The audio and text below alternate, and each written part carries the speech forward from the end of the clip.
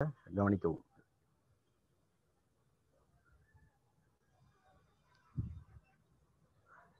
So single phase transformer இப்படத்தில் பார்க்குறீங்க. இதுதான் சிங்கிள் ஃபேஸ் டிரான்ஸ்ஃபார்மர். நம்ம புக்கினுடைய முதல் பக்கத்துலேயும் இதுதான் இருக்குது. இதில் பார்த்தீங்கன்னா தெரியும் உங்களுக்கு இதனுடைய அமைப்பு. இரும்பு கோர் இருக்குது, ஒரு 2 வைண்டிங் இருக்குது, உள்ள ஒரு பொடி கம்பி சுற்றி இருக்கிறாங்க, வெளியே ஒரு கனமான காப்பர் கம்பி சுற்றப்பட்டு இருக்குது, 4 முனைகள் வெளியே எடுக்கப்பட்டிருக்குது. இவ்வளோதான் ஒரு டிரான்ஸ்ஃபார்மருடைய ஸ்ட்ரக்சர்.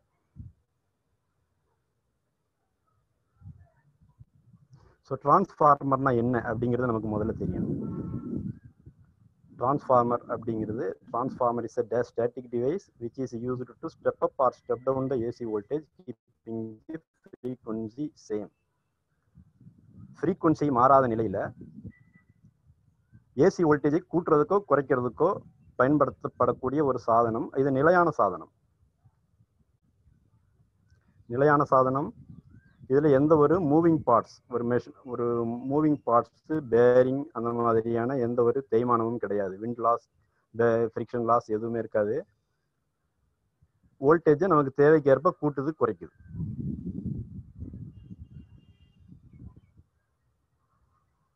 ஸோ இதில் நம்ம இதனுடைய இந்த டைட்டில்ஸ் எல்லாம் நம்ம பார்க்க போகிறோம். ஒர்க்கிங் பிரின்சிபிள், அது எப்படி வேலை செய்யுது அப்படிங்கிறது, எப்படி நிர்மாணிக்கப்பட்டிருக்கிறது, என்னென்ன வகைகள் பிரிக்கப்பட்டிருக்குது அது.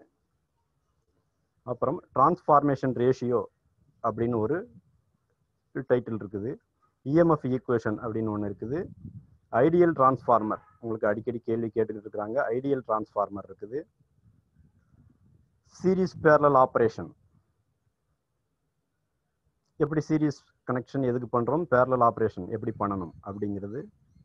வோல்டேஜ் ரெகுலேஷன் அப்படின்னு இருக்குது. வோல்டேஜ் லோடு கொடுக்கும்போது வோல்டேஜ் ஏற்ற இறக்கம் எந்த அளவுக்கு இருக்குது, அது எவ்வளோ இருக்கணும், எவ்வளோ இருக்கக்கூடாது, இல்லாமல் இருக்க என்ன செய்யணும் அப்படிங்கிறத பற்றி அதில் சொல்லப்பட்டிருக்கும். அப்புறம் லாசஸ் அண்ட் எஃபிஷியன்சி, அதில் எவ்வளவு இழப்புகள் ஏற்படுகிறது, எப்படி ஏற்படுது, அதை எப்படி கண்டுபிடிக்கிறோம், அப்படி இழப்புகளுக்கும் வினைத்திறனுக்குமான உறவு என்ன அப்படிங்கிறத பார்க்குறோம். ஆட்டோ டிரான்ஸ்ஃபார்மர், அது சிங்கிள் ஃபேஸ் டிரான்ஸ்ஃபார்மருக்குள்ளே வருது. அப்புறம் இன்ஸ்ட்ருமெண்ட் டிரான்ஸ்ஃபார்மர், சிடிவி, இதெல்லாம் நம்ம பார்க்குறோம். ஒர்க்கிங் பிரின்சிபிள், அது எப்படி வேலை செய்யுது அப்படின்றத முதல்ல நம்ம பார்க்குறோம். அது எஃபெக்ட்ஸ் ஆஃப் எலக்ட்ரிக் கரண்ட் அப்படிங்கிறத நம்ம ஏற்கனவே தெரியும். நமக்கு ஒரு மின்னோட்டம் செல்லும் கடத்தியில் உண்டாகும் காந்த விளைவு, ஒரு கடத்தியின் வழியாக மின்னோட்டம் போகும்போது அதை சுற்றி காந்த வளையங்கள் ஏற்படுகிறது அப்படிங்கிறது நமக்கு தெரியும். அது பாரடேயின் மின்காந்த தூண்டல் விதியின் அடிப்படையில் அந்த டிரான்ஸ்ஃபார்மர் வேலை செய்யுது. அதிலே தன் தூண்டல் அயல் தூண்டல் அப்படின்ற மாதிரி 2 இண்டக்ஷன் இருக்குது.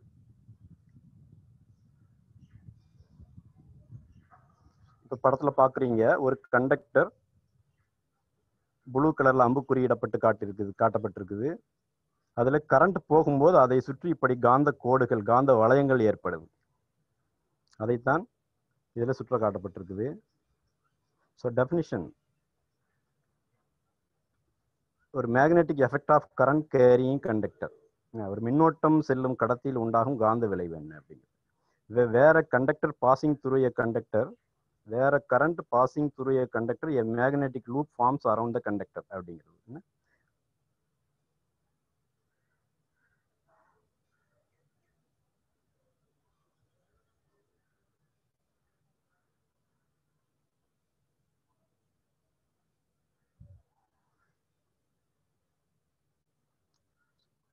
கண்டக்டர் வழியா மின்சாரம் போகும்போது அதை சுற்றி காந்த கோடுகள் உண்டாகுது அப்படிங்கிறது தான். இப்போ பார்த்தீங்கன்னா இது ஒரு சொலினாய்டு மாதிரி ஒரு கம்பி சுருளாக சுற்றப்பட்டிருக்குது. When a conductor wound as a coil and current injected through it, the both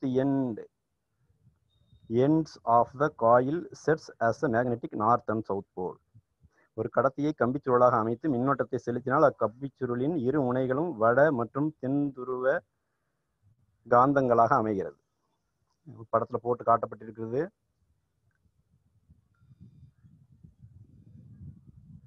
இது ஒரு காயில். இந்த காயில் கரண்ட் போகும்போது இதனுடைய காந்த கோடுகள் எப்படி அமையுது அப்படிங்கிறத காமிச்சிருக்கிறோம். இதில் ஒரு பக்கம் வட துருவமாகவும் ஒரு பக்கம் தென் துருவமாக இந்த மாதிரி ஃபார்ம் ஆகுது. If the direction of current change, then polarity of the magnet also change. So இந்த காயில் வழியாக போகக்கூடிய கரண்ட்டுடைய திசை மாறும்போது காந்தப்புலத்தின் திசையும் மாறுது அப்படின்னு சொல்றோம்.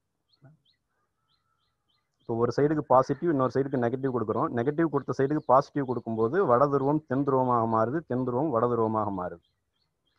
இது எலக்ட்ரோ மேக்னட்டிசம் அப்படிங்கிற டைட்டில் நம்ம பார்த்துருப்போம். கம்பிச்சுழலின் வழியாக செல்லும் மின்னோட்டத்தின் திசை மாறும்போது காந்த துருவங்களின் திசையும் மாறுகிறது. இது ஃபாரடேயின் மின்காந்த தூண்டல் விதிகளின் அடிப்படையில் வேலை செய்கிறது. காந்த கோடுகள் கடத்தியை வெட்டும் போது அக்கடத்தியில் ஒரு மின்னியக்கு விசை தூண்டப்படுகிறது அப்படிங்கிறது நமக்கு தெரியும். தூண்டப்படும் மின்னியக்கு விசையின் அளவானது காந்த கோடுகள் மாறுதல் அடையும் அல்லது வெட்டப்படும் வேகத்திற்கு நேர் விகிதத்தில் இருக்கும். எப்படிங்கிறது நம்ம ஃபாரடேயின் மின்காந்த தூண்டல் விதிகளை நாம் படிச்சிருப்போம். ஒரு கடத்தியின் வழியாக மின்னோட்டம் போகும்போது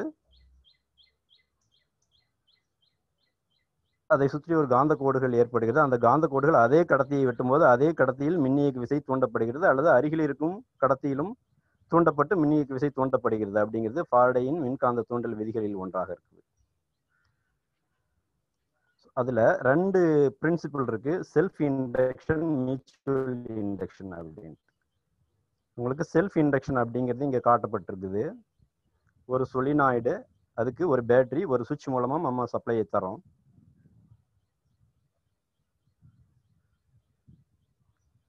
கம்பிச்சுழலின் வழியாக மாறுதிசை மின்னோட்டத்தை செலுத்தினால் அது உருவாகும் காந்தப்புல திசையிலும் மாறுபாடு ஏற்படுகிறது. இவ்வாறு மாறுபடும் காந்தப்புலமானது அதே கம்பிச்சுழலை தொடர்ந்து வெட்டுவதால் அக்கம்பிச்சுழலில் ஒரு மின்னியக்கு விசை தூண்டப்படுகிறது. இதுவே தன் தூண்டல் அப்படின்னு சொல்றோம். செல்ஃப் இண்டக்ஷன் அப்படிங்கிறது என்னன்னா, இந்த காயில் வழியாக மின்சாரத்தை செலுத்தும் போது ஒரு மின் காந்தப்புலம் ஏற்படுகிறது. அது டிசி சப்ளையா இருந்ததுனாக்க ஒரு முறை மட்டுமே வெட்டும். ஏசி சப்ளை தன்னுடைய திசையை 50 முறை, நாம பயன்படுத்தக்கூடிய இந்த ஃப்ரீக்குவன்சி 50 முறை தன்னுடைய திசையை மாற்றுறதுனால ஒரு வினாடிக்கு 50 முறை அதே காயிலை காந்த கோடுகள் வெட்டுகின்றன. அப்படி வெட்டும்போது அதே காயிலில் ஃபாரடேயின் மின்காந்த தூண்டல் விதியின்படி மின்னியக்கு விசை தூண்டப்படுகிறது. இவ்வாறு தூண்டப்படுவதை செல்ஃப் இண்டக்ஷன் அப்படின்னு சொல்றோம். ஏன்னா if we pass alternating current through a coil, it produces an alternating magnetic field. This alternating magnetic field continuously cuts the same coil and hence an EMF is induced in it. This is known as self induction அப்படின்னு சொல்றோம்.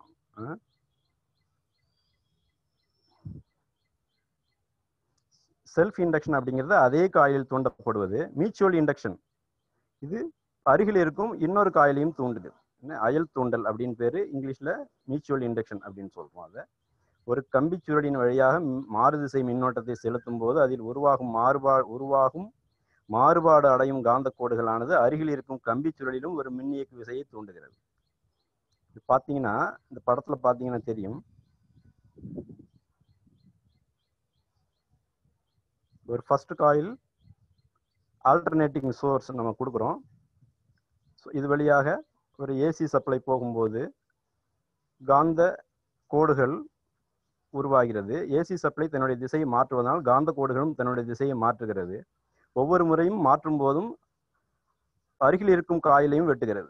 So இவ்வாறு வெட்டுகிறதுனால அதுல ஒரு மின்னியக்கு விசை தூண்டப்படுகிறது. அப்படி தூண்டப்படுறதுனால அந்த இரண்டாவது காயில், செகண்ட் காயில்னு சொல்றோம், அந்த காயிலையும் மின்னிய விசைக்கு தூண்டப்படுறதுனால இது அருகில் இருப்பதால் மியூச்சுவல் இண்டக்ஷன் அப்படின்னு பேர்.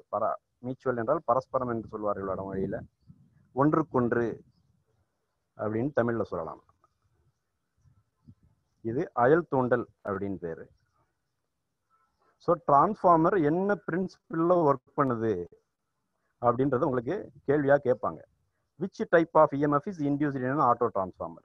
ஒரு ஆட்டோ டிரான்ஸ்ஃபார்மர்ல எந்த விதமான இண்டக்ஷன் இன்டியூஸ்ட் இஎம்எஃப் ஏற்படுகிறது அப்படிங்கிறது, இதெல்லாம் உங்களுக்கு வரக்கூடிய கேள்விகள் இருக்குது. ஸோ 4 ஆப்ஷன் இருக்கு உங்களுக்கு. Self induced EMF, mutually induced EMF, statically induced EMF, dynamically induced இஎம்எஃப்னு இருந்ததுன்னா, ஆட்டோ டிரான்ஸ்ஃபார்மர் வந்ததுன்னா செல்ஃப் இன்டியூஸ்ட் இஎம்எஃப் கொடுக்கணும். ரெண்டாவது கேள்வி பார்த்தீங்கன்னா, which type of EMF is induced in an ideal 2 winding transformer? Ideal அல்லது நார்மல் பிராக்டிக்கல் 2 வைண்டிங் டிரான்ஸ்ஃபார்மர் எதுவாக இருந்தாலும் 2 வைண்டிங் டிரான்ஸ்ஃபார்மர்ல மியூச்சுவல் இன்டியூஸ்ட் இஎம்எஃப் ஏற்படுகிறது. ஸோ இப்போ டிரான்ஸ்ஃபார்மர் பார்த்தீங்கன்னா ஓட்டோ பிளாத்தி அப்படிங்கிறவர் தான் இதை முதலில் உருவாக்கினார். இவர் ஹங்கேரி நாட்டை சார்ந்தவர். 1960 பிறந்து 1939 இறந்திருக்கிறாரு. முதல்ல செய்யப்பட்ட இந்த டிரான்ஸ்ஃபார்மர் இதுதான். டச் மியூசியம் ஜெர்மனி மியூனிச்சில் இருக்குது. இப்போ இது 1985 ஆண்டுல உருவாக்கப்பட்டிருக்குது.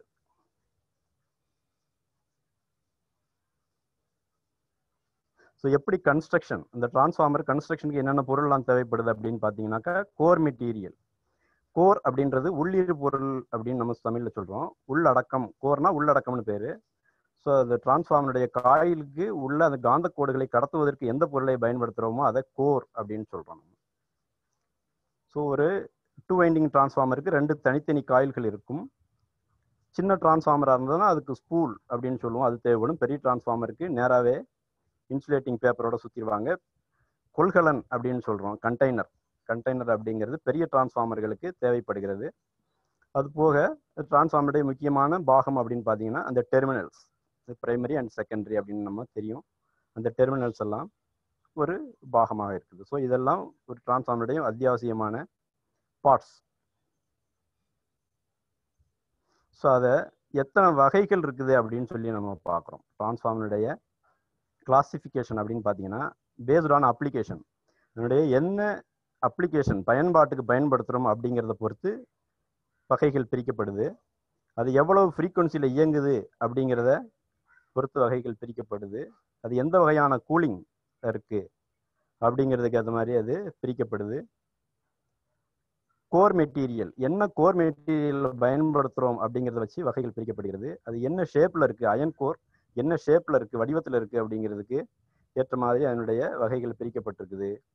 அது அல்லாமல் அது டிரான்ஸ்ஃபார்மேஷன் ரேஷியோ அப்படின்னு ஒன்று சொல்கிறோம் நம்ம. அது step up or step down or isolate transformer அப்படின்ட்டு வகைகள் இருக்குது. அந்த வகைகளில் அது பிரிக்கப்பட்டிருக்கு. பேஸ்ட் ஆன் அப்ளிகேஷன், என்ன பயன்பாட்டுக்கு நம்ம அதை பயன்படுத்துகிறோம் அப்படிங்கிற பொறுத்து பிரிக்கப்பட்டதில் கான்ஸ்டன்ட் வோல்டேஜ் டிரான்ஸ்ஃபார்மர்னு இருக்குது. கான்ஸ்டன்ட் வோல்டேஜ் டிரான்ஸ்ஃபார்மர் அப்படின்னா நிலையான வோல்டேஜ், பிரைமரிக்கு நிலையான வோல்டேஜ் இருக்கும், செகண்டரிக்கும் நிலையான வோல்டேஜ் இருக்கும். இது பொதுவாக நாம பயன்படுத்துகிற பவர் டிரான்ஸ்ஃபார்மர் இந்த வகையை சார்ந்தது. இன்ஸ்ட்ருமெண்ட் டிரான்ஸ்ஃபார்மர் அப்படிங்கிறது கரண்ட் டிரான்ஸ்ஃபார்மர், பொட்டன்ஷியல் டிரான்ஸ்ஃபார்மர்னு 2 இருக்குது. அதிக அளவிலான மின்னோட்டம் மற்றும் அதிக அளவிலான மின்னழுத்தம் இவற்றை அளப்பதற்காக பயன்படுத்தக்கூடிய கருவிகள் இன்ஸ்ட்ருமெண்ட் டிரான்ஸ்ஃபார்மர்னு பேர். வெல்டிங் பர்பஸ்க்காக பயன்படுத்தக்கூடிய டிரான்ஸ்ஃபார்மரை வெல்டிங் டிரான்ஸ்ஃபார்மர்ஸ் அப்படின்னு சொல்கிறோம். இக்னிஷன் டிரான்ஸ்ஃபார்மர் அப்படின்னு இருக்குது. அது HPSV லேம்ப், நம்ம high pressure sodium vapour lamp அதில் பயன்படுத்துகிறோம். ஆட்டோமொபைல்ஸு என்ஜின்ஸில் இக்னிஷன் பர்பஸ்க்காக இக்னிஷன் டிரான்ஸ்ஃபார்மர் பயன்படுத்தப்படுகிறது. அப்புறம் பல்ஸ் டிரான்ஸ்ஃபார்மர் அப்படின்ற ஒரு டைப் இருக்குது. இது எலக்ட்ரானிக் அப்ளிகேஷனில் டேங்க் சர்க்யூட் அந்த மாதிரி அமைப்புகளுக்கு பல்ஸ் டிரான்ஸ்ஃபார்மர்ஸ் தேவைப்படுது. ஸோ அது பல்ஸ் டிரான்ஸ்ஃபார்மர். இப்படி அப்ளிகேஷனை பொறுத்த வரைக்கும் இத்தனை 5 வகைகளாக பிரிக்கப்பட்டிருக்கு. ஃப்ரீக்வன்சியை பொறுத்த வரைக்கும் 4 வகைகளாக பிரிக்கப்பட்டிருக்குது. மெயின் ஃப்ரீக்வன்சி டிரான்ஸ்ஃபார்மர், இதுதான் நாம பார்க்கக்கூடிய டிரான்ஸ்ஃபார்மர்ஸ். அது இல்லாமல் ஆடியோ ஃப்ரீக்வன்சி டிரான்ஸ்ஃபார்மர்ஸ் இருக்குது. High frequency transformer, very high frequency transformers, இதெல்லாம் டிரான்ஸ்மிஷன் எலக்ட்ரானிக்ஸ் அந்த மாதிரி சர்க்யூட்டுகளில் தேவைப்படுது. நம்ம இண்டக்ஷன் ஹீட்டர் அந்த மாதிரி இதுகள் எல்லாம் இந்த மாதிரியான டிரான்ஸ்ஃபார்மர்ஸ் பயன்படுத்தப்படுகிறது. கூலிங் டைப்பை பொறுத்த வரைக்கும் ஏர் கூலிங், ஆயில் கூலிங் அப்படின்னு 2 வகைகள் இருக்குது. அது நேச்சுரல் ஏர் கூலிங் அப்படின்னு இருக்குது. அப்புறம் ஏர் ஃபோர்ஸ்டு டைப் அல்லது ஏர் பிளாஸ்ட் டைப் அப்படின்னு சொல்கிறோம். நேச்சுரல் ஏர் கூலிங்கிறது சின்ன டிரான்ஸ்ஃபார்மர்களுக்கு இருக்கும். ஏர் ஃபோர்ஸுங்கிறது ஒரு ஃபேன் மாதிரி ஒரு அரேஞ்ச்மெண்ட் வச்சு அதை ப்ளோ பண்ணிக்கிட்டே இருப்பாங்க. ஸோ அதுக்கு ஏர் ஃபோர்ஸ்டு கூலிங் ஆர் ஏர் பிளாஸ்ட் கூலிங் அப்படின்னு பேர். ஆயில் கூல் டிரான்ஸ்ஃபார்மரில் 6 வகைகள் இருக்குது. என்ன, ஆயில் நேச்சுரல், ஏர் நேச்சுரல். சாதாரணமாக நம்ம சப்ஸ்டேஷன்களில் பயன்படுத்தக்கூடிய பெரும்பாலான டிரான்ஸ்ஃபார்மர்கள் இந்த கட்டமைப்பில் தான் வருகிறது. எண்ணெய் அதில் ஊற்றி வச்சுருப்பாங்க. வெளியே இருக்கிற காற்று அதனுடைய வெப்பத்தை சிறிதாக வெளியே எடுத்துக்கிட்டே இருக்கும். ஸோ ஆயில் நேச்சுரல், ஏர் ஃபோர்ஸ்ன்னு இருக்குது. ஆயில் அதில் இருக்கும், அது மேலே காற்றை ஊதுவது, ப்ளோ பண்ணோம்னா அது ஏர் ஃபோர்ஸ் அப்படின்னு பேர். இது 2வது வகை டிரான்ஸ்ஃபார்மர். 3வது வகை டிரான்ஸ்ஃபார்மரில் oil natural, water force. So எண்ணெய் சூடாகும். அந்த சூடாகிற எண்ணெயை குளிர்விக்கிறதுக்காக அதன் மீது தண்ணீரை தொடர்ந்து செலுத்தி கொண்டே இருப்பார்கள். தண்ணி போய்கிட்டே ப்ளோ ஆகிக்கிட்டே ஒரு பம்ப் மூலமா தண்ணி அது போய் கூல் பண்ணிக்கிட்டே இருக்கும். தண்ணி அந்த டிரான்ஸ்ஃபார்மர்ல போய் மோதி அதனுடைய வெப்பத்தை எடுத்துட்டு வந்து கூலிங் டவர்ல போய் கூல் பண்ணிட்டு திருப்பியும் கூலான வாட்டர் திருப்பி அதில் ஸ்ப்ரே ஆகிக்கிட்டே வரும்போது அது கூலாகப்படுகிறது. அது ஆயில் நேச்சுரல், வாட்டர் ஃபோர்ஸ் அப்படின்னு பேரு. ஆயில் ஃபோர்ஸ்டு, ஏர் நேச்சுரல் இந்த மாதிரி இருக்குது. எண்ணெயை சுற்றி கொண்டே இருக்கும். எண்ணெய் வந்து பம்ப் பண்ணிக்கிட்டே இருப்பாங்க டிரான்ஸ்ஃபார்மர்ல. கீழே இருக்கிற ஆயில் மேலே போகும், மேலே இருக்கிற ஆயில் கீழே போகும், சர்க்குலேஷன்லேயே தொடர்ந்து இருந்துக்கிட்டே இருக்கும். ஸோ அது வெளிப்புற காற்றில் படுவதன் மூலம் கூலாகிக்கிட்டே இருக்கும். அது ஆயில் ஃபோர்ஸ்டு, ஏர் நேச்சுரல். அடுத்தது ஆயில் ஃபோர்ஸ்டு, ஏர் ஃபோர்ஸ்டு. எண்ணெயும் சுற்றி கொண்டே இருக்கும், காற்றும் ஊதப்பட்டு குளிர்விக்கப்படும். அது oil forced, air forced. Oil forced, water forced. Oil சர்க்குலேஷன்லையும் இருக்கும், வாட்டரும் சர்க்குலேஷன்ல இருக்கும். இந்த மாதிரியான டிரான்ஸ்ஃபார்மர் பெரிய வகையில் 30 MVA டிரான்ஸ்ஃபார்மர் எல்லாம் இந்த மாதிரியான கூலிங்கில் பர்பஸில் பயன்படுத்திக்கிட்டு இருக்கிறோம். ஸோ இந்த வகைகள் எல்லாம் கேள்விகளும் நமக்கு வருது. அதுக்காக இதெல்லாம் பார்க்க வேண்டியதாக இருக்கு. இது ஒரு கேள்வி உங்களுக்கு இருக்குது பாருங்க. What is the cooling method of transformer? இப்படி ஒரு படம் போட்டிருக்காங்க. இதில் பார்த்தீங்கன்னா ஒரு டிரான்ஸ்ஃபார்மர் உள்ள பேஸில் டிரான்ஸ்ஃபார்மர் வைண்டிங் இருக்குது. இது எந்த சர்க்குலேஷனும் காட்டப்படலை, ஏரும் எந்த சர்க்குலேஷனும் காட்டப்படலை. அதனால இது ஆயில் நேச்சுரல் கூலிங். அவ்வளோதான்.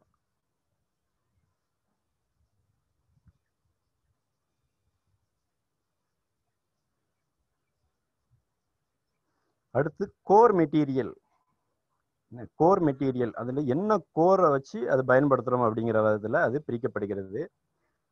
3 விதமான கோர் பயன்படுத்துகிறோம். ஏர் கோர், எந்த இரும்பு பொருளையும் அதில் காந்தத்தை கடத்த வைக்காமல் இருக்கக்கூடிய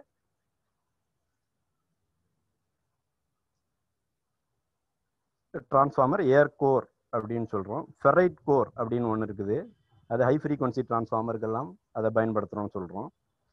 அப்புறம் ஃபெரைட் கோர், அது அடுத்து அயன் கோர். அயன் கோர் தான் நாம் பவர் டிரான்ஸ்ஃபார்மர்லாம் பயன்படுத்தக்கூடியது. இந்த ஏர் கோர் அப்படிங்கிறது எலக்ட்ரானிக் சர்க்யூட்டில் வரும். ஃபெரைட் கோர் அப்படிங்கிறதும் அதே மாதிரியான இடங்களில் வரும். அயன் கோர் தான் நம்முடைய எலக்ட்ரிக்கலில் மேஜராக பவர் டிரான்ஸ்ஃபார்மரில் பயன்படுத்தக்கூடியது. உங்களுக்கு படம் போட்டு காட்டப்பட்டிருப்பாங்க. இது ஏர் கோர் அப்படின்னு பேர். ஸோ இது பார்த்தீங்கன்னா முதல் படத்தில் ஒரு கம்பி மட்டும் சுற்றி இருக்கிறோம். நம்ம இந்த கம்பி வெறுமனே இருக்குது, எந்த கோர் மெட்டீரியலும் பயன்படுத்தப்படாமல் இருக்கிறதுனால இது ஏர் கோர் அப்படின்னு சொல்கிறோம். 2வது படம் போட்டு காட்டப்பட்டிருக்குது. ஒரு பிரைமரி வைண்டிங், ஒரு செகண்டரி வைண்டிங், ரெண்டும் அருகருகில் வைக்கப்பட்டிருக்குது. எந்த கோர் மெட்டீரியலும் காற்றை தவிர வேறு எதுவும் கூடுதலாக பயன்படுத்தப்படவில்லை. அடுத்து 3வது ஒரு படம் இருக்குது. இந்த படமும் உங்களுக்கு ஏர் கோர் டிரான்ஸ்ஃபார்மருக்கான ஒரு இமேஜ். ஸோ இதில் ட்ரேட் டெஸ்ட்டில் கேள்விகள் இருக்கு. ஃபெரைட் கோர், நமக்கு ஃபெரைட் கோர்னு சொல்கிறோமே தவிர நம்ம பார்த்துருக்க மாட்டோம் இல்லையா?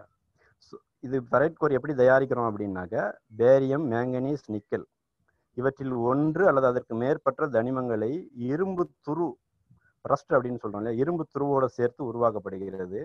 அது பார்த்தீங்கன்னா இப்படி தான் இருக்கும். நம்ம பார்த்துருப்போம் நிறைய இடங்கள்ல. இது பார்த்தீங்கன்னா ஸ்ட்ரைட் ராடாக இருக்கும். ஸோ ஈகோர் இந்த மாதிரியாக ஈகோர் பயன்படுத்தப்பட்டிருக்கு. ஸோ இதுக்கு பேர் வந்து ஃபெரைட் கோர் அப்படின்னு பேர்.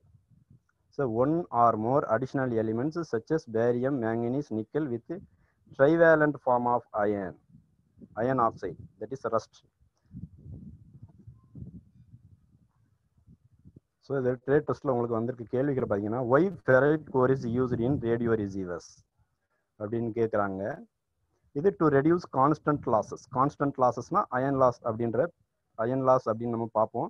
ஸோ அதுக்கான இன்னொரு பேர் கான்ஸ்டன்ட் லாஸ் அப்படின்னு இருக்கும்.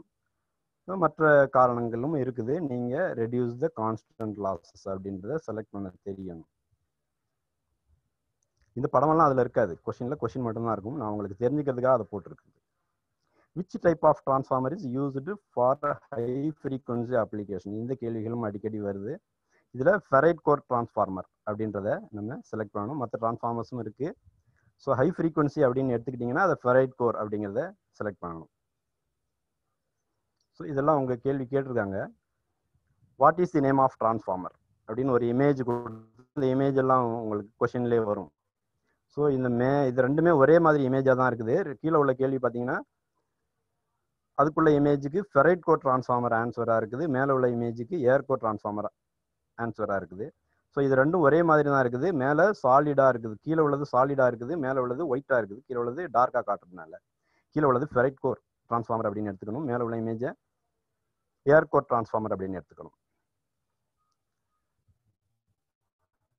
ஸோ இந்த அயன் கோர் அப்படின்னு எடுத்துக்கிட்டோம்னாக்க எதுக்காக அயன் கோரை பயன்படுத்துகிறோம்? நம்ம அதிக காந்த கடத்து தன்மை கருதி டிரான்ஸ்ஃபார்மரின் உள்ளீர் பொருளாக இரும்பு பயன்படுத்தப்படுகிறது. To provide high permeability to magnetic flux, iron is used as a core material. So core material iron எதுக்கு பயன்படுத்துகிறோம் அப்படின்னா, பெர்மியபிலிட்டி, அதாவது காந்த கடத்துத்தன்மை அதிகமாக இருக்கும்போது நமக்கு பவர் டிரான்ஸ்ஃபார்மரில் நிறைய வசதிகள் இருக்குது, நிறைய இழப்புகளை குறைக்க முடிகிறது, வோல்டேஜ் ரெகுலேஷன் சிறப்பாக இருக்குது. இந்த காரணங்களுக்காக நம்ம இரும்பை பயன்படுத்துகிறோம். அப்படி பயன்படுத்தக்கூடிய இரும்பில் என்னென்ன சிரமங்கள் இருக்குது, அதை தவிர்க்கிறதுக்கு என்னென்ன பண்ணுறோம் அப்படிங்கிறதெல்லாம் இப்போ பார்க்குறோம். நம்ம அப்படி எல்லா இரும்பையும் பயன்படுத்தி விட முடியாது. சிலிக்கான் ஸ்டீல் அப்படிங்கிற ஒரு இரும்பை தான் நம்ம அதுக்கு பயன்படுத்தணும். ஸோ சிலிக்கான் கலந்த இரும்பை கோராக பயன்படுத்துவதால் ஹிஸ்டெரிசிஸ் இழப்பு குறைக்கப்படுகிறது. ஸோ ஹிஸ்டெரிசிஸ் லாஸ் அப்படின்னு ஒன்று இருக்குது. இதெல்லாம் மேக்னட்டிசம் சாப்டரில் நம்ம பார்த்துருப்போம், eddy current loss, hysteresis losses எல்லாம். ஸோ ஹிஸ்டெரிசிஸ் லாஸ் ஏன் அதுக்கெல்லாம் போனோம்னா ரொம்ப டைம் ஆயிரும். ஸோ ஹிஸ்டெரிசிஸ் லாஸை குறைக்கிறதுக்காக நம்ம சிலிக்கான் ஸ்டீலை பயன்படுத்துகிறோம். இந்த silicon content core material reduces the hysteresis loss. So most laminating materials have an approximate alloy content of 3% silicon and 97% iron. அதாவது இந்த சிலிக்கான் ஸ்டீலை எப்படி தயார்படுத்துறாங்க அப்படின்னம்னா 3% சிலிக்கானும் 97% இரும்பும் கலந்து உருவாக்கப்படுகிறது. இப்படி உருவாக்கப்படக்கூடிய ஸ்டீலுக்கு சிலிக்கான் ஸ்டீல் அப்படின்னு பேரு. ஸோ இப்படி உருவாக்கப்படக்கூடிய சிலிக்கான் ஸ்டீலினுடைய திக்னஸ் எவ்வளோ இருக்கும் அப்படின்னு பார்த்தீங்கன்னா 0.25 mmலேருந்து 0.27 mm இந்த தடிமன் அளவுகளில் தான் இருக்கும். இது கொஸ்டினில் நீங்கள் கேட்டால் ஆன்சர் பண்ணுற அளவுக்கு இதை குவாட் பண்ணிக்கணும். இதனுடைய திக்னஸ் 0.25 to 0.27. ஸோ அந்த கோர் எப்படி இருக்கும் அப்படின்னு பார்க்குறீங்க. The types of lamination. Lamination அப்படிங்கிறது என்னென்னா, இந்த சிலிக்கான் தகடுகளை காப்பிடுதல், கோருடைய வெளிப்புறத்தில் ஒரு பேப்பர் அல்லது வார்னிஷ் போட்டு அதை லேமினேஷன் பண்ணுறோம். இந்த மாதிரி அமைப்புக்கு அது லேமினேஷன் அப்படின்னு பேர். இந்த லேமினேட் பண்ணக்கூடிய கோருடைய வகைகள் காமிச்சிருக்கிறோங்க. ஒன்று கோர் டைப், இன்னொன்று ஷெல் டைப். இந்த ரெண்டு வகைகள்லாம் இருக்குது.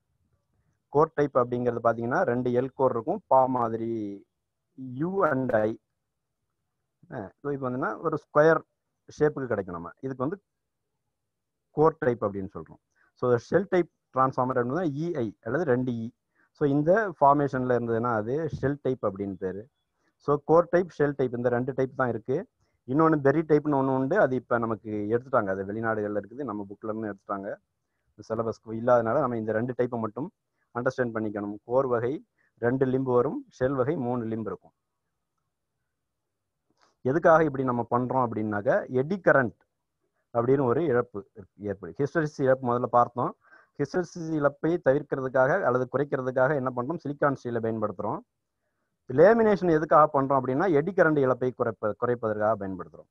ஸோ உள்ளீர் பொருளை லேமினேட் செய்து பயன்படுத்துவதால் எடி கரண்ட் இழப்பு குறைக்கப்படுகிறது. இது உங்களுக்கு தெரிஞ்சிருக்கணும். Lamination of the core material reduces the eddy current loss. So உங்களுக்கு கொஷின்ஸ் இருக்குது. Which material is used to make core of power transformer? So power டிரான்ஸ்ஃபார்மரில் எந்த வகையான உள்ளிருப்பு பொருள் கோர் பயன்படுத்தப்படுகிறது அப்படிங்கிறது. Cold rolled grain oriented silicon steel அப்படின்னு உங்களுக்கு கொஷினில் கோல்டு ரோல்டு கிரெயின் ஓரியன்டோட நிப்பாட்டியிருப்பாங்க. சிலிக்கான் ஸ்டீல் இல்லைனாலும் இதை நீங்கள் மெமரைஸ் பண்ணிக்கோங்க, அது சிலிக்கான் ஸ்டீல் அதோட சேர்ந்து தான் வரும். ஸோ சாஃப்ட் அயனோ ரோல்டு அயனோ காப்பர் அலாயோ இல்லாமல் cold rolled grain oriented silicon steel. Silicon ஸ்டீல்ங்கிற வார்த்தை மட்டுமே இருந்தாலும் அதுதான் பிரதானமாக எடுத்துக்கணும். இப்போ what is the composition of steel and silicon steel in transformer core? இப்படி ஒரு கேள்வியும் இருக்குது. அப்படி வரும்போது 97% ஸ்டீலும் சிலிக்கான் 3% அப்படிங்கிற ஆப்ஷனை தேர்ந்தெடுக்க தெரியணும். What is the purpose of using laminated core? So laminated core பயன்படுத்துவதன் நோக்கம் என்ன அப்படிங்கிற கேள்விக்கு to reduce eddy current loss. நான் முன்னே சொன்னேன். ஸோ லேமினேஷன் பண்ணுறதுக்கு காரணம் எடி கரண்ட் லாஸை, இழப்பை குறைப்பதற்கு அப்படிங்கிறது. For 50 hertz operation transformer laminations are usually made a thickness of. எந்த அளவு தடிமனில் லேமினேஷன் பயன்படுத்தப்படுகிறது அப்படிங்கிற கேள்விக்கு 0.25 to 0.27 mm அப்படிங்கிற ஆப்ஷனையும் தேர்ந்தெடுத்திருக்கணும். ஸோ இப்போ பாருங்க, 2 இமேஜ் காட்டியிருக்கோம், கோர் டைப், ஷெல் டைப் அப்படின்றது. ஸோ கோர் டைப் ஸ்கொயரில் இருக்குது, 2 லிம்பு, 2 லிம்புலையும் 2 வைண்டிங் இருக்குது. ஒன்றில் பிரைமரி இருக்கும் அல்லது இன்னொன்றில் செகண்டரி இருக்கும். அடுத்தது பார்த்தீங்கன்னா ஷெல் டைப். ஷெல் டைப்பில் 3 லிம்பு இருக்குது, நடு லிம்பில் மட்டும் வைண்டிங் சுற்றப்பட்டிருக்கிறது. ஸோ இந்த 2 வகையும் கோர் வகையா ஷெல் வகையா அப்படிங்கிறத நம்ம பார்த்த உடனே தெரிஞ்சுக்கலாம். ஸோ 3 லிம்பு இருந்தால் அது ஷெல் டைப், 2 லிம்பு இருந்ததுன்னா கோர் டைப். ஸோ இமேஜ் இங்கே கொடுத்துருக்குறோம் பாருங்க. மேலே இருக்கிறது 2ம் கோர் டைப், 2 வைண்டிங் இருக்கும். ஷெல் டைப்பில் நடு லிம்பில் ஒரே ஒரு வைண்டிங் மட்டும்தான் இருக்குது. இது சிங்கிள் ஃபேஸ் டிரான்ஸ்ஃபார்மர். 3 ஃபேஸ் டிரான்ஸ்ஃபார்மரை பொறுத்த வரைக்கும் ஷெல் டைப் மட்டும்தான் பயன்படுத்துவாங்க. அந்த ஷெல் டைப்பில் 3 லிம்ப்லையும் 3 வைண்டிங், 3 ஃபேஸுக்கான 3 வைண்டிங்கும் இருக்கும். இங்கே உங்களுக்கு கொஸ்டின் கேட்டிருக்காங்க பாருங்க, இப்படி ஒரு இமேஜ் கொடுத்து what is the name of transformer image கொடுத்துருப்பாங்க. இது கோர் டைப்பா ஷெல் டைப்பான்னு சொல்ல தெரியும். ஸோ 2 லிம்பு இருந்ததுன்னா அது கோர் டைப், 1 லிம்பு இருந்ததுன்னா ஷெல் டைப். இது போக சர்க்குலர் ஸ்டெப்டு கோர் அப்படின்றது பெரிய பவர் டிரான்ஸ்ஃபார்மர்களில் இதை பயன்படுத்துகிறாங்க. ஸோ ஒன்று சதுர வடிவில் மட்டுமே கோரை செஞ்சோம்னாக்க அதில் சில குறைபாடுகள் ஏற்படுகிறது. சர்க்குலர் ஸ்டெப்டு கோர் பயன்படுத்துறதுனால circular stepped core is used to reduce copper loss in a larger transformer. பெரிய வகை டிரான்ஸ்ஃபார்மர்களில் காப்பர் இழப்பை குறைப்பதற்காக வட்ட வடிவிலான படி அமைப்பு கொண்ட கோர் பயன்படுத்தப்படுகிறது. இதே சதுரமாக செஞ்சோம்னாக்க அதிகமான அளவு காப்பர் தேவைப்படும். அதாவது ஒரே அளவு உள்ள பரப்பளவுக்கு சுற்றளவு அதிகமாயிரும். ஒரு சதுரத்துக்கும் வட்டத்துக்கும் உள்ள சுற்றளவுக்கு பரப்பளவுக்கும் உள்ள விகிதம்னு பார்த்தீங்கன்னா, இப்போ வட்ட வடிவத்தில் சுற்றும் போது 100 கிலோ ஆகுதுன்னா அதே பரப்பை சதுரத்தில் சுற்றணும்னா 127 கிலோ ஆகும். ஆக கிட்டத்தட்ட 27% அதிகமான காப்பர் நீளமும் சரி எடையும் சரி அதிகரிக்கும். இதை குறைப்பதற்காக ஸ்டெப்டு கோர் பயன்படுத்துகிறோம். இப்படி ஸ்டெப்டு கோர் பயன்படுத்துறதுனால காப்பர் அளவு குறைகிறது, காப்பர் இழப்பும் குறைகிறது. இது கேள்வியும் கேட்டிருக்காங்க. இதுக்கு what is the advantage of stepped core arrangement in larger transformers? So minimize copper use, காப்பருடைய பயன்பாட்டை குறைப்பதற்காக அப்படின்னு சொல்லி ஆன்சர் நம்ம சூஸ் பண்ண தெரியணும். Which construction technique is used to reduce copper loss in a large transformers? இப்படி ஒரு கேள்வி இருக்கு. பெரிய வகையான டிரான்ஸ்ஃபார்மர்களில் காப்பர் இழப்பை குறைப்பதற்காக எந்த விதமான அமைப்பு அல்லது அரேஞ்ச்மெண்ட் செயல்படுத்தப்படுகிறது? So use stepped core arrangement அப்படிங்கிறத தெரிஞ்சு வச்சிருக்கணும். இந்த படமெல்லாம் இருக்காது, கேள்வி மட்டும்தான் இருக்கும். படம் நான் உங்களை புரிஞ்சுக்கிறதுக்காக அந்த வட்ட வடிவம் எப்படி கிடைக்குது ஸ்டெப் பண்ணும்போது அப்படின்னு காமிக்கிறதுக்காக போட்டிருக்கேன். அது போக வளைய வடிவத்திலும் இருக்குது. கோருடைய ஷேப்பு பார்த்தீங்கன்னா இது டொராய்டல் கோர் அப்படின்னு சொல்கிறோம். இது வட்ட வடிவத்தில் இருக்குது. இது எதுக்கெல்லாம் பயன்படுத்துகிறாங்க? Variable auto transformer. Fixed auto transformer இருக்குது, டேப் செலெக்ஷன் இருக்குது, அதுக்கு இது தேவைப்படாது. ஸோ வேரியபிள், ஒவ்வொரு இடத்துலையும் ஒவ்வொரு வோல்டேஜும் வேணும்னாலும் நம்ம ஏற்ற இறக்கங்களோட தேவைக்கு ஏற்ப கூட்ட குறைக்க பயன்படுத்தக்கூடிய டிரான்ஸ்ஃபார்மரை வேரியபிள் ஆட்டோ டிரான்ஸ்ஃபார்மர்னு சொல்கிறோம். ஸோ அதுக்கு இந்த டொராய்டல் கோர், வளைய வடிவ கோர் பயன்படுத்தப்படுகிறது. சிடி அப்படின்னு சொல்லலாம், கரண்ட் டிரான்ஸ்ஃபார்மர், அதுலேயும் இந்த வளைய வடிவ கோர்கள் பயன்படுத்தப்படுகிறது. இப்போ டிரான்ஸ்ஃபார்மேஷன் ரேஷியோ இந்த வகையிலேயே 3 வகையாக பிரிச்சிருக்காங்க. வடிவங்களை பொறுத்த வரைக்கும் 3 வகை நம்ம பார்த்துருக்கோம். ஒன்று ஷெல் டைப், இன்னொன்று கோர் டைப், இன்னொன்று டொராய்டல் டைப். அப்புறம் டிரான்ஸ்ஃபார்மேஷன் ரேஷியோனா அதில் 3 வகை இருக்குது. ஒன்று step up, step down, isolation அப்படின்றது. ஸோ ஸ்டெப் அப் டிரான்ஸ்ஃபார்மர் அப்படிங்கிறதுக்கு என்னன்னாக்க வோல்டேஜை அதிகரித்து தருங்க. ஒரு 100 வோல்ட் இருக்குது, 200 வோல்ட் ஆக்கி தந்ததுன்னா அது step up transformer. Step down டிரான்ஸ்ஃபார்மருங்கிறது 200 வோல்ட்டை 100 வோல்ட்டாக குறைச்சி தர்றது. ஸோ அது ஸ்டெப் டவுன் டிரான்ஸ்ஃபார்மர்னு சொல்கிறது. ஐசோலேஷன் டிரான்ஸ்ஃபார்மருங்கிறது என்ன பிரைமரி கொடுக்குறோமோ அதே தான் செகண்டரிக்கும் கிடைக்கும். இது நம்ம சப்ளைலேருந்து துண்டிக்கிறதுக்காக இந்த வகையான டிரான்ஸ்ஃபார்மர்கள் பயன்படுத்தப்படுது. அது எப்படிலாம் எதுக்காக தேவைப்படுது அப்படிங்கிறத பின்னால் பார்க்கணும். ஸோ டிரான்ஸ்ஃபார்மேஷன் ரேஷியோ அடிப்படையில் பிரிக்கப்படுறதுனால டிரான்ஸ்ஃபார்மேஷன் ரேஷியோனா என்ன அப்படிங்கிறது உங்களுக்கு தெரியணும்.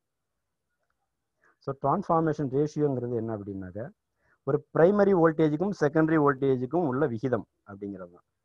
அல்லது பிரைமரியில் உள்ள டர்ன்ஸுக்கும் செகண்டரி உள்ள டர்ன்ஸ் சுற்றுக்கள். பிரைமரி வைண்டிங் சுற்றி இருக்கிறோம் இல்லையா? ஸோ பிரைமரி வைண்டிங் எவ்வளவு சுற்றுக்கள் இருக்குது, செகண்டரி வைண்டிங் எவ்வளவு சுற்றுக்கள் இருக்குது, இரண்டுக்குமான விகிதம். இந்த வோல்டேஜுக்கும் டர்ன்ஸுக்கும் ஒரு உறவு இருக்குது. எவ்வளோ வோல்டேஜோ அதுக்கேற்ற மாதிரி தான் அந்த டிரான்ஸ்ஃபார்மரை நம்ம டர்ன்ஸை செலக்ட் பண்ணுறோம். அதில் பார்த்தீங்கன்னாக்க ஒரு ஃபார்முலா இருக்குது, transformation ratio K is equal to E1/E2 is equal to N1/N2. So E1/E2 அப்படிங்கிறது என்னன்னா EMF, இன்டியூஸ்டு EMF அப்படின்னு சொல்கிறோம். E அப்படிங்கிறத இன்டியூஸ்டு EMF 1 அப்படிங்கிறது பிரைமரி, 2ங்கிறது செகண்டரி. அப்படி எடுத்துக்கலாம். நம்ம ES EP அப்படின்றதும் சொல்லப்படும். 1 and 2 அப்படிங்கிற லெட்டரும் பயன்படுத்தப்படும். எதுவாக இருந்தாலும் நம்ம 1ங்கிறத பிரைமரியாக எடுத்துக்கணும், 2ங்கிறத செகண்டரியாக எடுத்துக்கணும். முதல் வோல்டேஜ் முதல்ல சப்ளை தரதுனால அது பிரைமரி. இது E1/E2 is equal to N1/N2 is equal to K அப்படிங்கிறது. E1ன்றது தூண்டப்படும் பிரைமரி வோல்டேஜ், E2ங்கிறது தூண்டப்படும் செகண்டரி வோல்டேஜ், N1 அப்படிங்கிறது பிரைமரி வைண்டிங்குடைய சுற்றுக்கள், N2ங்கிறது செகண்டரி வைண்டிங்குடைய சுற்றுக்கள். ஸோ டிரான்ஸ்ஃபார்மேஷன் ரேஷியோக்கு K அப்படிங்கிற லெட்டரை பயன்படுத்துகிறோம். இப்போ பார்த்தீங்கன்னா ஒரு இமேஜ் காட்டப்பட்டிருக்குது, step up transformer. Step up டிரான்ஸ்ஃபார்மருங்கிறது எப்படின்னாக்க வோல்டேஜை அதிகரித்து தரக்கூடியது. என்ன? Step up the voltage. இதில் ES/EP is equal to NS/NP is equal to IP/IS is equal to K அப்படிங்கிறது டிரான்ஸ்ஃபார்மேஷன் ரேஷியோவாக இருக்குது. அதை நம்ம பின்னால் கணக்குகள் செய்யும்போது பார்க்குறோம். ஸோ பிரைமரி வைண்டிங் இந்த படத்தில் பார்த்தீங்கன்னாக்க பிரைமரி வைண்டிங் செகண்டரி வைண்டிங் காட்டப்பட்டிருக்குது. ஸோ பிரைமரி வைண்டிங் குறைந்த சுற்றுகளும் செகண்டரி வைண்டிங்கில் அதிக சுற்றுகளும் இருக்குது. ஸோ பிரைமரி வைண்டிங் 5 சுற்றுகளும் செகண்டரி வைண்டிங் 20 சுற்றுகளும் இருக்குது. இப்போ பிரைமரிக்கு 100 வோல்ட் கொடுக்குறோம், இது 10 ஆம்பியர் லோடு கரண்ட் எடுக்குது. செகண்டரியில் 400 வோல்ட்டில் 2.5 ஆம்பியர் நம்ம அவுட்புட் எடுக்கிறோம். ஸோ இங்கே அதை நம்ம கால்குலேஷன் பண்ணி பார்க்கணும் அப்படின்னா பிரைமரி ரேட்டிங் வந்து பிரைமரியினுடைய ரேட்டிங், ஒரு டிரான்ஸ்ஃபார்மருக்கு ரேட்டிங்னு ஒன்று இருக்குது. அந்த ரேட்டிங் 100 வோல்ட்டில் 10 ஆம்பியர் லோட் ஆகுது. ஸோ 100 வோல்ட் இன்ட்டு 10 ஆம்பியர் பெருக்கணும்னா 1000 VA அப்படின்னு கிடைக்குது. அது 1 kVA அப்படின்னு சொல்லலாம். ஸோ இந்த டிரான்ஸ்ஃபார்மருடைய ரேட்டிங் அப்படின்னு எடுத்துக்கிட்டோம்னா இந்த டினாமினேஷனுக்கு இது 1 kVA அப்படின்னு எடுத்துக்கலாம் நம்ம. ஸோ செகண்டரி வைண்டிங்கில் எடுத்துக்கிட்டீங்கனாலும் 400 volt into 2.5 ampere is equal to 1000 VA. 1000 VAவும் 1 kVA. ஸோ பிரைமரியும் 1 kVA, செகண்டரியும் 1 kVA. அதனால இந்த டிரான்ஸ்ஃபார்மரை 1 kVA டிரான்ஸ்ஃபார்மர் அப்படின்னு நம்ம சொல்கிறோம். கரண்ட்டை பொறுத்த வரைக்கும் இந்த ஈக்குவேஷனில் பார்த்தீங்கன்னாக்கா ES/EP is equal to NS/NP is equal to IP/IS. என்ன? செகண்டரி வோல்டேஜும் செகண்டரி டர்ன்ஸும் மேலே இருக்குது, ஆனால் செகண்டரி கரண்ட் கீழே வந்துடும். IP/IS is equal to 10 ampere by 2.5 ampere is equal to K. இங்கே வந்து K அப்படிங்கிறது 4 இருக்கிறது.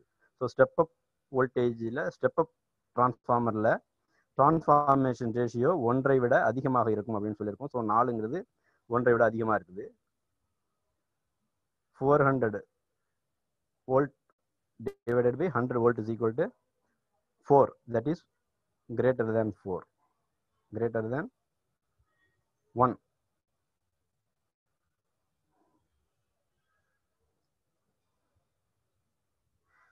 இது ஸ்டெப் அப் டிரான்ஸ்ஃபார்மரை பார்த்தோம் நாம. அடுத்து step down transformer. Step down transformer பார்த்தீங்கன்னா இங்கே ஒரு இமேஜ் கொடுத்துருக்குறோம். ஸோ இதில் பார்த்தீங்கன்னா பிரைமரிக்கு நிறைய டர்ன்ஸ் இருக்குது, 50 சுற்றுகள் இருக்குது. செகண்டரிக்கு 10 சுற்றுகள் இருக்குது. ஸோ பிரைமரிக்கு 1000 வோல்ட் கொடுக்குறோம், செகண்டரியில் 200 வோல்ட் வருது. ஸோ சுற்றுக்களின் விகிதத்துக்கு ஏற்ப வோல்டேஜினுடைய விகிதமும் இருக்கும். ஸோ அதுதான் இந்த படத்தில் காட்டப்பட்டிருக்குது. ஸ்டெப் டவுன் டிரான்ஸ்ஃபார்மர் எதுக்கு பயன்படுத்துகிறோம் அப்படின்னா to step down the voltage. வோல்டேஜை நம்ம குறைத்து எடுப்பதற்காக ஸ்டெப் டவுன் டிரான்ஸ்ஃபார்மரை பயன்படுத்துகிறோம். இதில் K வந்து 1ஐ விட சிறியதாக இருக்கும். அதே ஃபார்முலா தான் ES/EP. உங்களுக்கு இங்கே K 200 volt primary, secondary 1000 volt இருக்கிறதுனால 200/1000 is equal to 0.2. It is less than 1. So primary rating அப்படின்னு எடுத்துக்கிட்டிங்கன்னா 1000 volt into 2 ampere 2000 VA, the 2 kVA transformer. Secondary rating பார்த்தீங்கன்னா 200 volt into 10 ampere 2000 VA 2 kVA. இங்கேயும் IP/IS 0.2 தான், அதே அளவு தான் வரும். ஸோ இது மாறாது. இது டிரான்ஸ்ஃபார்மேஷன் ரேஷியோன்னு சொல்கிறது. இப்படி ரேஷியோவில் படி ஸ்டெப் அப் ஸ்டெப் டவுன்னு 2 வகைகள் இருக்கு. அடுத்தது பார்த்தீங்கன்னா ஐசோலேஷன் டிரான்ஸ்ஃபார்மர்னு ஒன்று இருக்குது. இந்த K is equal to 1. இது ஸ்டெப் அப்பும் பண்ணாது, ஸ்டெப் டவுனும் பண்ணாது. வோல்டேஜை கூட்டியும் தராது, குறைத்தும் தராது. அப்புறம் எதுக்கு இந்த டிரான்ஸ்ஃபார்மரை நம்ம பயன்படுத்தணும் அப்படின்னா, to control circuit and water spillage area. இப்போ டிரான்ஸ்ஃபார்மருடைய செகண்டரியினுடைய நியூட்ரல் முனைகள் எர்த் பண்ணப்பட்டிருக்கும். அந்த வயர் எங்கே பட்டாலும் நமக்கு நம்ம தொட்டோம்னா ஷாக் அடிக்கும். ஏதாவது பாடியில் பட்டால் அதை தொடும்போது நமக்கு ஷாக் அடிக்கும் அல்லது ஃபியூஸ் போகும். இந்த மாதிரி ஒரு சூழல் ஏற்படும். பட் கண்ட்ரோல் சர்க்யூட் நம்ம நிறைய இடங்களில் நம்ம பயன்படுத்த வேண்டியது இருக்கும். ஸோ இப்போ உதாரணத்துக்கு எடுத்துக்கிட்டோம்னாக்கா லேத்தில் லிமிட் சுவிட்சுக்கு வரும்.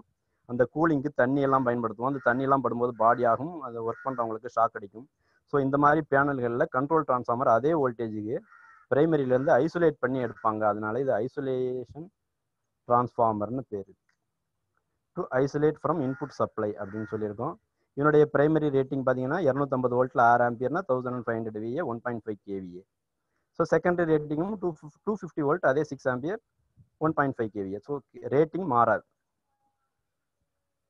ஸோ டிரான்ஸ்ஃபார்மருடைய ரேட்டிங் அப்படின்னு சொல்கிறோம் இல்லையா. ஸோ டிரான்ஸ்ஃபார்மருடைய ரேட்டிங் அப்படிங்கிறது KVA அளவில் மதிப்பிடப்படுகிறது. இதுவும் பல முறைகள் உங்களுக்கு எக்ஸாமில் கேள்வி கேட்டிருப்பாங்க. டிரான்ஸ்ஃபார்மர் ரேட்டிங் எதில் குறிப்பிடப்படுகிறது அப்படிங்கிறது, அதுக்கு KVA அப்படின்னு சொல்ல வரணும். ஸோ டர்ன்ஸ் ரேஷியோவை இங்கே நம்ம காமிச்சிருக்கிறோம். இங்கே பார்த்தீங்கன்னா ஒரு பக்கம் வைண்டிங் 120 சுற்றுகளுக்கு 480 வோல்ட் கொடுத்தோம்னா 2400 வோல்ட் வேணும் அப்படின்னா 600 டர்ன்ஸ் சுற்றணும். அல்லது 120 டர்ன்ஸ் பிரைமரியில் சுற்றி 480 வோல்ட் கொடுத்தோம்னா செகண்டில் 600 சுற்றினோம்னா 2400 வோல்ட் வரும். 2400 வோல்ட் வேணும் அப்படின்னா 600 சுற்று சுற்றணும் அப்படிங்கிறது இந்த டர்ன்ஸ் ரேஷியோங்கிறதுலேருந்து நம்ம தெரிஞ்சுக்கணும். ES by EP is equal to NS by NP is equal to K. இது ஏற்கனவே நம்ம பார்த்தது தான். இந்த டினாமினேஷன் போட்டுருக்கோம் நம்ம.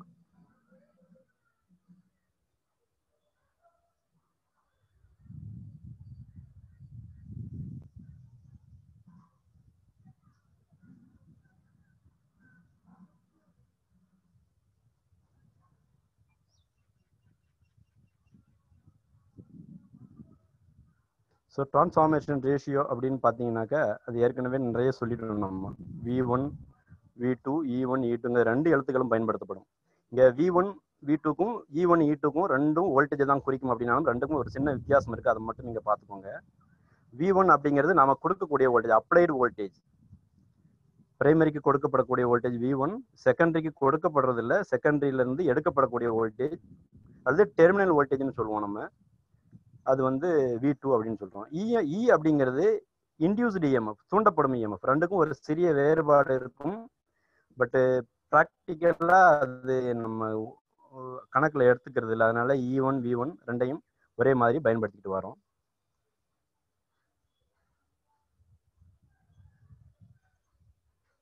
ஸோ அது எப்படி ஃபங்க்ஷன் ஆகுது அப்படிங்கிறத உங்கள் இமேஜ் காமிச்சிருக்கிறோம் நம்ம. இது அயன் கோரில் என்ன பண்ணியிருக்கோம் நம்ம, ஒரு பக்கம் பிரைமரி வைண்டிங் சுற்றப்பட்டிருக்குது, இன்னொரு பக்கம் செகண்டரி வைண்டிங் டெர்மினல் காட்டப்பட்டிருக்குது. ஸோ பிரைமரி வைண்டிங்கில் சப்ளை கொடுத்தோம்னா செகண்டரி வைண்டிங்கில் நமக்கு சப்ளை வருகிறது. என்ன பிரைமரி வைண்டிங்க்கு AC சப்ளையை தர்றோம். ஸோ செகண்டரி வைண்டிங்கில் அந்த முனைகளுக்கு இடையில் ஒரு லோடை இணைக்கும் போது அந்த பல்பு ஒளிர்கிறது. ஸோ இதுக்கும் இடையில் எந்தவித எலக்ட்ரிக்கல் கனெக்ஷனும் இல்லை. இந்த வைண்டிங் பிரைமரி வைண்டிங் ஒரு லிம்பில் சுற்றப்பட்டிருக்கிறது, செகண்டரி வைண்டிங் இன்னொரு லிம்பில் சுற்றப்பட்டிருக்கிறது. ரெண்டுக்கும் எந்த விதமான எலக்ட்ரிக்கல் கான்டாக்டும் கிடையாது. இது உருவாக்கக்கூடிய காந்த கோடுகள் மூலமாக அதில் EMF தூண்டப்பட்டு அதில் மின்னோட்டம் பாய்கிறது அப்படிங்கிறத நம்ம பேசிக் பிரின்சிபலாக முதல்லையே பார்த்தோம் நம்ம. ஸோ EMF ஈக்குவேஷன் அப்படின்னு ஒன்று இருக்குது. அந்த EMF ஈக்குவேஷன் நிறைய டெரிவேஷன்லாம் போய் கடைசியில் ரிசல்ட் நமக்கு இப்படி கிடைக்குது. 4.44 FN5 மேக்ஸிமம். இது பிரைமரி செகண்டரி அப்படின்னு பிரைமரிக்கு உள்ளது பிரைமரிக்கு, செகண்டரிக்கு உள்ளது செகண்டரி. 4.44ங்கிறது நிறைய விஷயங்களை உள்ளடக்கி நமக்கு வருது. ஃபார்ம் ஃபேக்டர் 1.1, டர்ன்ஸுக்கு 2 கண்டக்டர் அப்படிங்கிறதெல்லாம் சுற்றி ஒரு சைக்கிளுக்கு ஒரு பாசிட்டிவ் ஒரு நெகட்டிவ், இதெல்லாம் பெருக்கி நமக்கு 4.44ங்கிறது ஒரு கான்ஸ்டண்டாக எடுக்கிறோம். ஃப்ரீக்வன்சி அப்படிங்கிறது ரேட் ஆஃப் கட்டிங், எவ்வளவு வேகத்தில் வெட்டுது அப்படிங்கிறத ஒரு ஃபாரடேயின் தூண்டல் விதியின்படி என்னுடைய வேகத்துக்கு நேர் விகிதத்தில் இருக்கும் அப்படின்னு சொல்லியிருக்கிறதுனால அந்த ஃப்ரீக்வன்சிக்கு ஏற்ப அது EMF அதிகப்படியாக தூண்டப்படுகிறது. வேகம் அதிகமாக, அந்த ஃப்ரீக்வன்சி அதிகமாக இருக்கும்போது வோல்டேஜ் அதிகமாகும், ஃப்ரீக்வன்சி குறையும் போது வோல்டேஜ் குறைவாக இருக்கும். நம்ம ஸ்டாண்டர்டாக 50 ஃப்ரீக்வன்சிக்கு ஒரு குறிப்பிட்ட அளவு வோல்டேஜ் தூண்டப்படுகிறது. N அப்படிங்கிறது நம்பர் ஆஃப் டர்ன்ஸ். எத்தனை சுற்றுக்கள் சுற்றி இருக்கிறோம் அப்படிங்கிறத பொறுத்தது. 5 மேக்ஸிமம் அப்படிங்கிறது காந்த கோடுகளுடைய உச்சம். 5 மேக்ஸிமம் அப்படிங்கிறது இப்போ டிசியில் 5 ஸ்டாண்டர்டாக இருக்கும். ஏசியை பொறுத்த வரைக்கும் 0, ஆவரேஜ், மேக்ஸிமம், மறுபடியும் 0 இப்படி மாறி மாறி வர்றதுனால மேக்ஸிமம் ஃப்ளக்ஸ் என்னவோ அதற்கு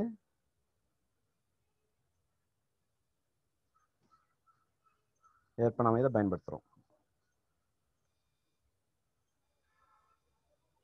ஸோ அந்த இஎம்எஃப் ஈக்குவேஷனுக்கு ஒரு கால்குலேஷன் இருக்குது உங்களுக்கு. ஸோ 1 kVA 250 வோல்ட் 250 வோல்ட் பார் 100 வோல்ட் டிரான்ஸ்ஃபார்மருக்கு 300 சுற்றுக்கள் சுற்றப்பட்டிருந்ததுன்னா எவ்வளோ வரும்னு சொல்லி அந்த ஈக்குவேஷனை டெரைவ் பண்ணி ஒரு கால்குலேஷன் நமக்கு போட்டிருக்கோம். நமக்கு அந்த கால்குலேஷனை அப்ளை பண்ணிட்டு அதில் கேட்ட கேள்வி என்ன கேட்டிருப்பாங்க அப்படின்னா மேக்ஸிமம் ஃப்ளக்ஸ் எவ்வளோ அப்படிங்கிறது. இதெல்லாம் நம்ம மேத்ஸ் கிளாஸ் போடும்போது போட்டு பார்க்குறோம். நம்ம ஐடியல் டிரான்ஸ்ஃபார்மர்னு ஒரு ஏரியா இருக்குது உங்களுக்கு. ஐடியல் டிரான்ஸ்ஃபார்மர் என்னென்னா அடிக்கடி கேள்விகள் கேட்குறாங்க இந்த தலைப்பில் உங்களுக்கு. இது தமிழில் நம்ம என்ன சொல்லணும்னா சீர்மிகு டிரான்ஸ்ஃபார்மர்னு சொல்லலாம், ஒப்பற்ற டிரான்ஸ்ஃபார்மர்னு சொல்கிறோம். இது கற்பனையானது ஒன்று, ப்ராக்டிக்கலாக கிடையாது. நம்மள்கிட்ட எந்த வித இழப்பும் இல்லாத கற்பனை டிரான்ஸ்ஃபார்மர்னு தான் சொல்கிறோம். அது இமேஜினரி டிரான்ஸ்ஃபார்மர். ஒரு டிரான்ஸ்ஃபார்மருடைய பிரைமரி வைண்டிங் 100% தூய இண்டக்டிவ் தன்மையுடனும் மின்தடை இல்லாமலும் காந்த கோடுகள் கசிவு இல்லாமலும் எந்தவித காந்த இழப்பும் இல்லாமலும் இருந்தால் அது ஐடியல் டிரான்ஸ்ஃபார்மர் எனப்படுகிறது.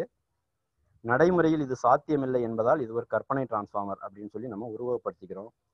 நடைமுறையில் உள்ள டிரான்ஸ்ஃபார்மரோடு ஒப்பிடுவதற்கு வசதியாக இந்த ஐடியல் டிரான்ஸ்ஃபார்மரை பகுப்பாய்வு செய்கிறோம்.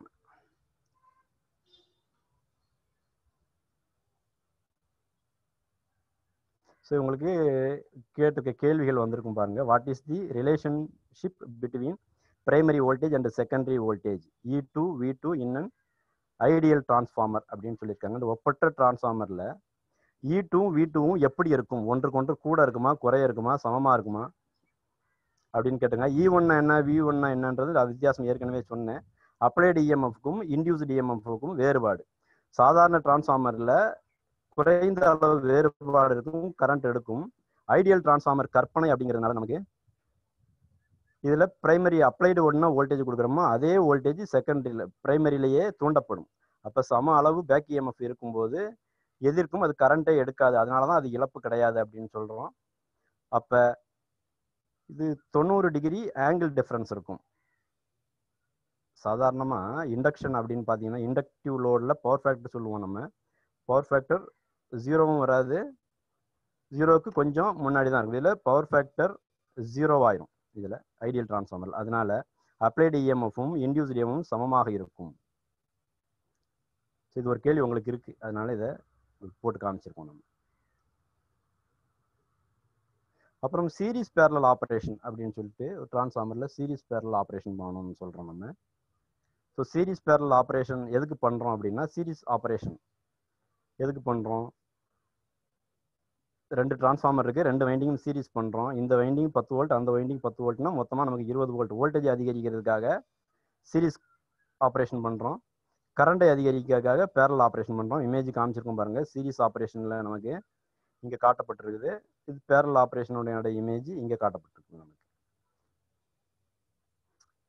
இது செகண்டரி வைண்டிங் ரெண்டும் சீரிஸாக இணைக்கப்பட்டிருக்கு. இதில் செகண்டரி வைண்டிங்கள் ரெண்டும் பேரலாக இணைக்கப்பட்டிருக்கு, 2 வெவ்வேறு டிரான்ஸ்ஃபார்மர்கள் இருந்து. ஸோ சீரிஸ் ஆப்ரேஷன் எப்படி இருக்குதுன்னு பாருங்க. இங்கே கன்ஃபிகரேஷனோட கொடுத்துருக்குறோம்.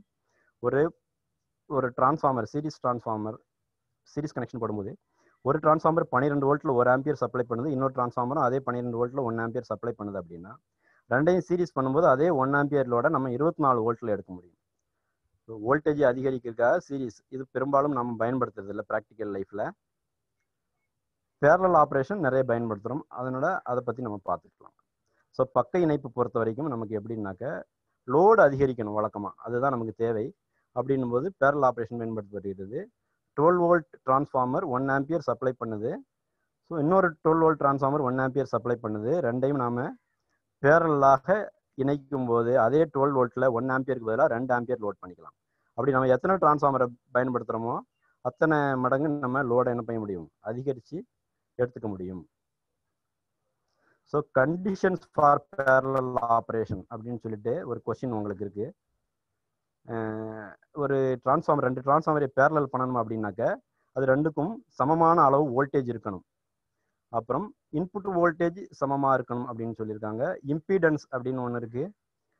அது ஒரு ஒரு ஒரு ஆம்பியர் லோடுக்கு இதில் எவ்வளோ வோல்டேஜ் ட்ராப் ஆகுதோ அதே அளவு வோல்டேஜ் தான் அதுலேயும் ட்ராப் ஆகணும் அப்படிங்கிற ஒரு அமைப்புக்கு இம்பீடன்ஸ் அப்படின்னு பேர்.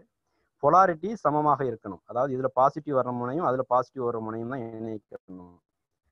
ஸோ இதில் பாசிட்டிவ் அதில் நெகட்டிவ் இருக்கிற முனைகள் இணைச்சோம்னாக்கா ஷார்ட் சர்க்யூட் ஆயிரும். ஸோ அதனால பொலாரிட்டி சமமாக இருக்கணும். ஃபேஸ் சீக்வன்ஸ் சரியாக இருக்கணுங்கிறது 3 ஃபேஸ் டிரான்ஸ்ஃபார்மர். நம்ம சிங்கிள் ஃபேஸ் டிரான்ஸ்ஃபார்மரை பார்க்கறதுனால அது அவசியம் இல்லை. இருந்தாலும் கேள்வி அதில் வருதுங்கிறதுனால பேரலல் ஆப்ரேஷன் 2 டிரான்ஸ்ஃபார்மரை பேரலல் ஆப்ரேட் பண்ணும்போது என்ன கண்டிஷன் நிபந்தனை பின்பற்றப்படணும்னு ஒரு கேள்வி இருக்கு. கீழே பார்த்தீங்கன்னா அது ஃபேஸ் சீக்வன்ஸ் அப்படிங்கிற ஒரு வார்த்தையை நம்ம தேர்ந்தெடுக்கணும். வோல்டேஜ் ரெகுலேஷன் அப்படின்னு இருக்கு. இந்த வோல்டேஜ் ரெகுலேஷன் அப்படிங்கிறது என்னன்னாக்கா the voltage regulation of a transformer is the difference between no load and full load secondary voltage expressed as a percentage of full load voltage. The primary or applied voltage must remain constant அப்படின்னு சொல்லியிருக்காங்க. So voltage கட்டுப்பாடுங்கிறது என்னென்னதுன்னா, இப்போ no லோடில் ஒரு டிரான்ஸ்ஃபார்மருடைய வோல்டேஜுக்கும் அது ஃபுல்லாக load கொடுக்கும்போது உள்ள வோல்டேஜுக்கும் உள்ள வேறுபாடு. நோ லோடில் 100 வோல்ட் இருக்கு, ஃபுல் லோடில் 90 வோல்ட் ஆகுதுனாக்கா 10 வோல்ட் டிஃப்ரென்ஸ் இருக்குது. ஸோ இந்த ரெண்டு வேறுபாட்டை நம்ம சதவீதத்தில் குறிக்கும்போது 100 வோல்ட்டு நோ லோடில் 90 வோல்ட்னா 10 வோல்ட் குறையிறதுனால கிட்டத்தட்ட 10% அதனுடைய வோல்டேஜ் ரெகுலேஷன் இருக்குது அப்படின்னு நம்ம கணக்கிட முடியும். அதை ஸோ இதுக்கு ஒரு ஃபார்முலா இருக்குது. Voltage regulation equal to VS minus VO divided by VS into 100% அப்படிங்கிறது. So secondary voltage minus no load VS அப்படிங்கிறது ஃபுல் லோடு வோல்டேஜ், V0ங்கிறது no load voltage. So full load voltage no load voltage கழிச்சு full load வோல்டேஜில் divide பண்ணோம்னாக்க VO minus VS into 100. Secondary terminal voltage V0ன்னு சொல்கிறோம். VS second டெர்மினலுடைய full load voltage S அப்படின்னு சொல்கிறோம். 0ங்கிறத நோ லோடு வோல்டேஜ்னு சொல்கிறோம். ஸோ கீழே கேள்வி இருக்கு பாருங்க, calculate the voltage regulation percentage of the transformer if the no load voltage is 240 and full load voltage is 220 அப்படின்னும் போது கால்குலேஷன் போட்டு காமிச்சிருக்கோம். 220 minus 240 by 220 into 100 is equal to 20. அது மாறி இருக்குது, 240 அந்த பக்கம் வரணும். So 20 divided by 220 into 100% is equal to 0.0909. So into 100% போட்டால் 0.09. இதை ஆன்சர் பண்ண தெரிஞ்சிருக்கணும். இன்னும் அயன் லாஸ், காப்பர் லாஸ் எல்லாம் நிறைய இருக்குது. இப்போ நேரம் குறைவாக இருக்கிறதுனால நம்ம பின்னாடி பார்க்குறோம். நம்ம இதெல்லாம் இதில் ஏதாவது உங்களுக்கு சந்தேகம் ஏதாவது இருந்ததுன்னா நீங்கள் கேள்விகள் இப்போ கேட்கலாம். இது வரைக்கும் நடத்தினதில் உங்களுக்குள்ள சந்தேகங்களை கேட்கலாம்.